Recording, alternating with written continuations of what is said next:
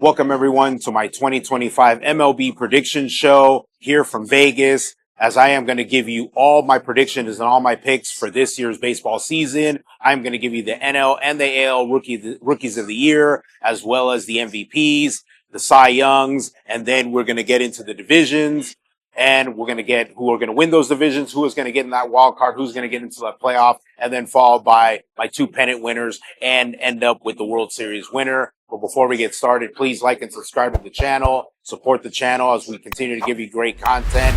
And then let's get into the predictions. Let's start with the NL Rookie of the Year, where Roty Sasaki is plus 250, followed by Dylan Cruz at plus 350 and Matt Shaw at plus 450. And then I have Drake Baldwin and Bubba Chandler at plus 1100.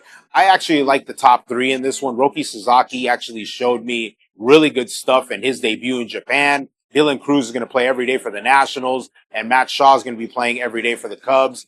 I actually like those three. I can hedge between those three, but I would like any one of those three for NL Rookie of the Year. And then in the AL, Jason Dominguez, favorite at plus 500. Then Christian Campbell, who I really like at plus 800, followed by Will Warren and Jacob Wilson at plus 1,000.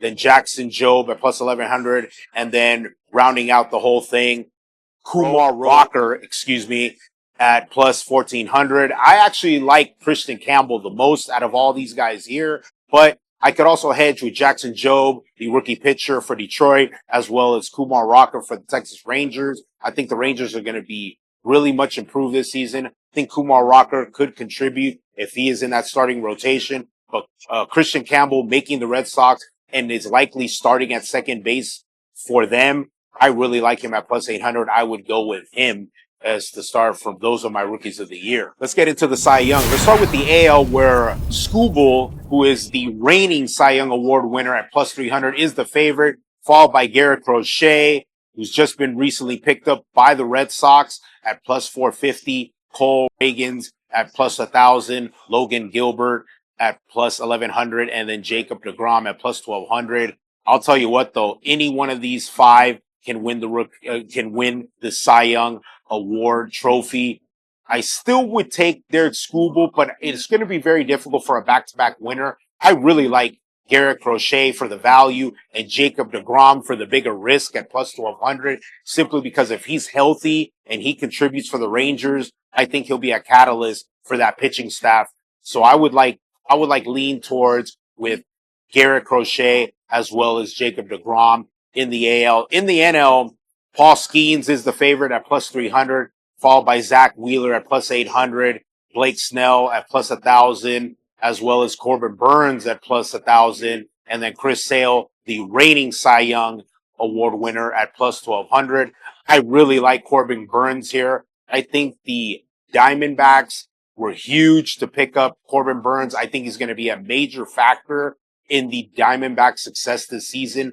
I like him the best at plus 1,000. That is the best value and the best risk. Although Zach Wheeler at plus 800, I can hedge with him because he is in the middle of his prime, and I think he had a really great season last year. So I would go with one of those two for the NL Cy Young. Let's get into AL MVP, where Aaron Judge is the favorite at plus 300, followed by Bobby Witt Jr. at plus 350, Gunnar Henderson at plus 700, Corey Seager at plus 1,200, and then Vladimir Guerrero at plus 1,600. And you could go all the way down to Julio Rodriguez at plus 1,800. Jose Ramirez, who's finished in the top 10 the past couple of years in the MVP voting, at plus 2,000. And Mike Trout, if healthy, he is at plus 2,200.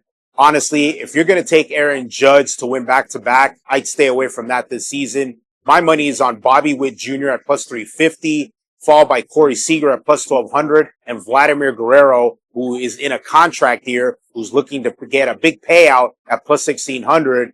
I think he's expected to put up big numbers if he wants to get paid. I would go with one of those three. Probably Julio Rodriguez if you take Seattle with their pitching staff, and they have horrible hitting right now. If Julio Rodriguez can get going and be the catalyst for that offense, I think Julio Rodriguez could be another risk. And then obviously don't count out Mike Trout at plus 2,200, but anything is possible. But I like Bobby Witt Jr.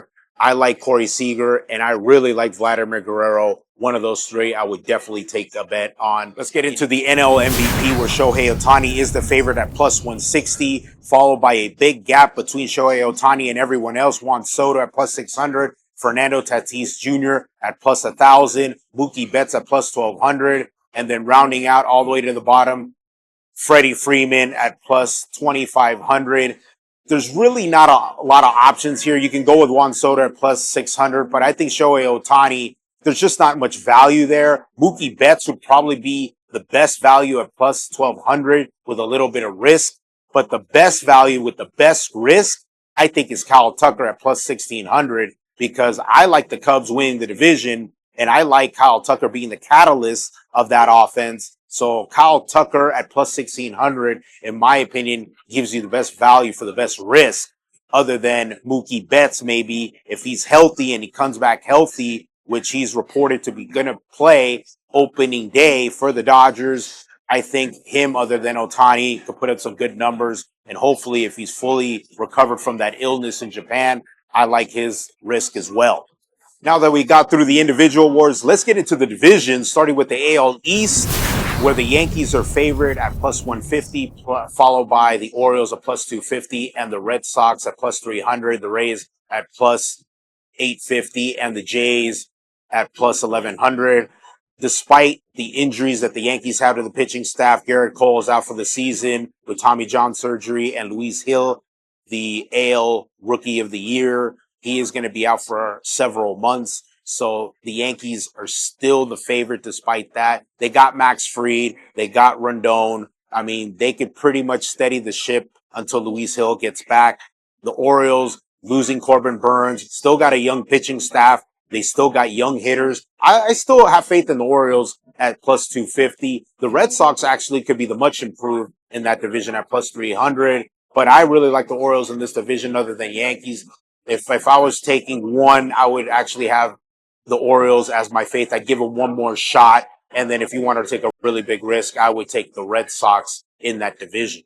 Let's move on to the Central, where it's a little bit even, I think, in this division, where the Twins are the favorite at plus 165. The Tigers follow at plus 250. The Guardians, who are the division champions, are at plus 300, and the Royals are at plus 330. And then the White Sox are plus 25,000. I mean, you could discount the White Sox right away. I think they're gonna definitely finish in last in that division. But those other four, I think, in my opinion, I really like the Tigers and what they were able to do to improve.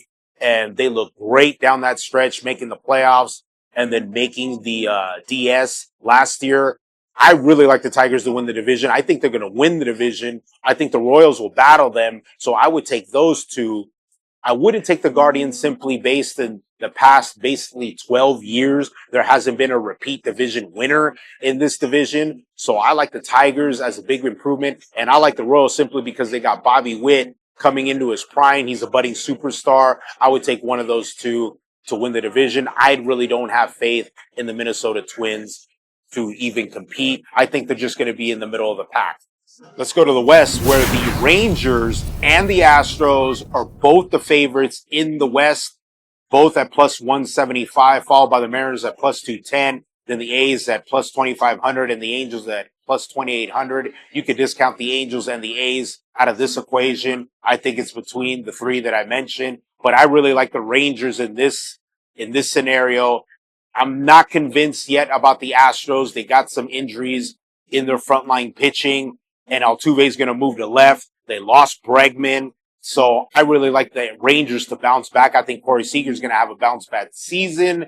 So I like him. If DeGrom is healthy and is contributing, I strongly feel that the Rangers could win the division. The Mariners, if they can get their offense intact, they have the best pitching staff in the division, if not the American League. I can see them making a push for the playoffs. And I actually would take a risk and actually would risk the Astros maybe not making it, but I don't see them winning the division. I'm going with the Rangers in the AL West. Now that we got through the AL, let's get through the NL, starting with the NL East, as the Braves are favored at plus 110, followed by the Phillies at plus 215, then the Mets at plus 225, and then the Nationals at plus 8,000, and the Marlins at plus 25,000. You could discount the Nationals and the Marlins. This is probably a 3-team race, but I like the Braves the most in this. Strider is back. He's healthy. If they could get Acuna back healthy and fully back into his prime, I think the Braves are the serious threat, not only to win the division easily, but to also be the biggest threat to possibly the biggest favorite in the NL, the Dodgers. But I like the Braves in this one. I actually like the Phillies to also get in, but as a wild card. And actually, I think the Mets at 225 might be slightly overrated. Yes, they got Juan Soto. Yes, they made the NLCS, and they have a strong fight. They spend a little bit more money, but their pitching staff is still a little iffy. It's a little banged up. I'm just not convinced that the Mets are going to be fully in the playoffs to get 3 teams in the East. I see that as a difficult task. I like the Braves and the Phillies in the division, with the Braves winning the division in the NL East. All right, moving on to the Central, where the Cubs are favored at plus 110, followed by the division reigning champions, the Brewers at plus 280, then the Reds at plus 450, the Pirates at plus 900, and the Cardinals at plus 975. Although the Brewers won the division last year, I really like the Cubs. I had the Cubs winning the division last year. I was dead wrong. But this year, I really like how the Cubs are managed. They got the best manager in Craig Counsell in the division. They got a strong staff. They got a pretty good, decent lineup. So I actually like the Cubs at plus 110. They acquired Kyle Tucker in a trade. They also acquired some relief pitching. So I really like the Cubs in this one. Yes, they suffered 2 pretty distinctive losses to the Dodgers in Japan. I'm not worried about that. I'm worried about the full body of work that the Cubs are going to be able to have. But the difficult part is they're going to have the most difficult schedule in the first month of the season, but they'll have the easiest schedule in the second month of the season. So if they could weather the first month, I think the Cubs are going to be fine. I think the Brewers are going to be right in there for the wild card. And I think the Reds are going to be much improved with Terry Francona as their manager. I think they're going to be disruptors. And then the Pirates are the biggest wild card because their pitching staff is pretty good. They obviously got Paul Skeens, so they're going to be competitive every 5th day. And then the Cardinals are just not going to be competitive. They're going to be basically in rebuild mode. And I wouldn't be surprised if they'll be looking to trade Nolan Arenado by the deadline. But I really like the Cubs in this division. And then the Brewers, you could take a small risk with the Brewers, although they do got some offense in that lineup. But I would take the Cubs in this division. Okay, moving on to the NL West. There is no comparison. The Dodgers are heavily favored at plus 700, followed by the Diamondbacks at plus 750.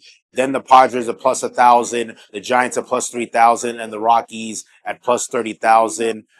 This is a no-brainer. Don't even waste your money in putting money on the Dodgers. You'd be having to put $700 just to win $100 on the Dodgers. Don't even worry about it. They're going to run away with this division. They will probably have the best record in the NL, but I don't expect them to break any record-breaking wins record. I think they're just going to play this methodically. They're just going to get off to a great start, and I don't think they're going to be reached. They'll probably end up winning the division with weeks to go in the season. But I do like the Arizona Diamondbacks, in my opinion, because the addition of Corbin Burns is a massive upgrade to their pitching staff.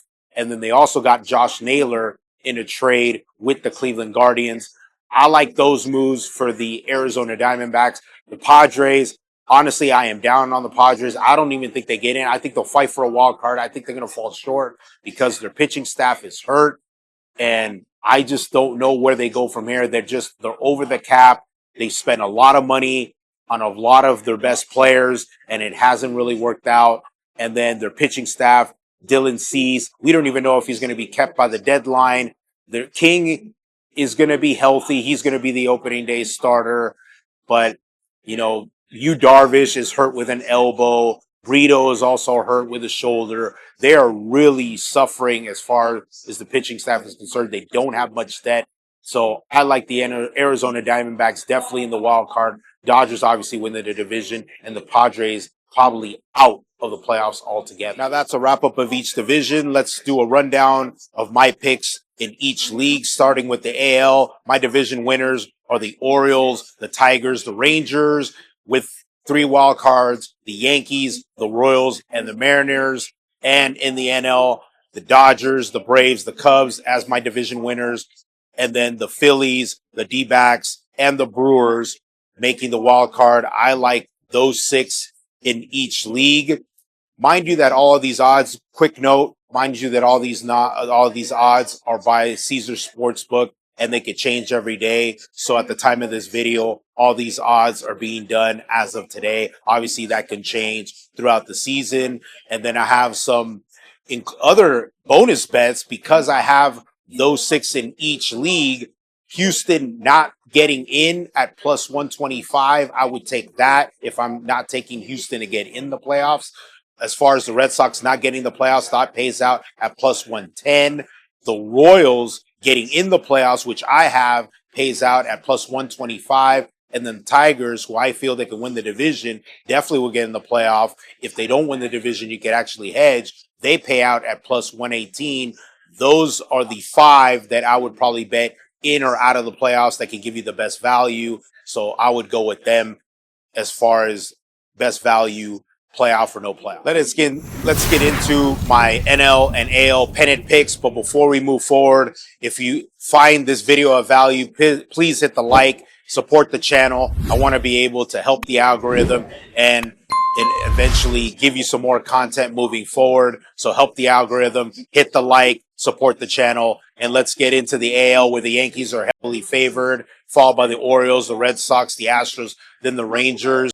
I actually like the Rangers. I'm high on them. I think they'll have a bounce back year. I really think they can represent the AL in this year's World Series. I think Corey Seager is going to have a bounce back year. I think Jacob deGrom healthy is going to contribute. For me, the Rangers at plus 800 gives you the best value to win the AL. And in the NL, it's the Dodgers. I think the Dodgers are going to go back to the World Series. It's not worth probably putting money on the Dodgers to win the pennant because they're heavily valued. So you're not going to get much value there. You'd have to put in more money. But if you think that the Dodgers are going to win it, it's pretty easy money. And I'm pretty sure it's easy money anyways, because it's going to be very difficult to beat them in a 7-game series. Maybe you could clip them in the divisional series, depending on the matchup. But I like the Dodgers to repeat as NL title winners. And in the World Series, the Dodgers are the heavy favorite at plus 230, followed by the Yankees at plus 900, the Braves at plus 950. The Mets followed at plus 1,100. The Phillies at plus 1,200. The Orioles at plus 1,400. The Red Sox at plus 1,800. The Astros at plus 2,000. The Rangers at plus 2,200. So I really like the Dodgers to win the whole thing against the Rangers. I mean, I know there's not much value at taking them at 230. You could put $100, win 230. But I like the Dodgers to repeat as champions. I have the Dodgers over the Rangers in this year's World Series. You could take the Rangers at plus 2,200 and take a big risk. You never know. But I really like the Dodgers to repeat as World Series champions. Those are my picks. Hit the like and subscribe once again. Help the algorithm. Support the channel. Without further ado, from Vegas, I'll see you on the next one.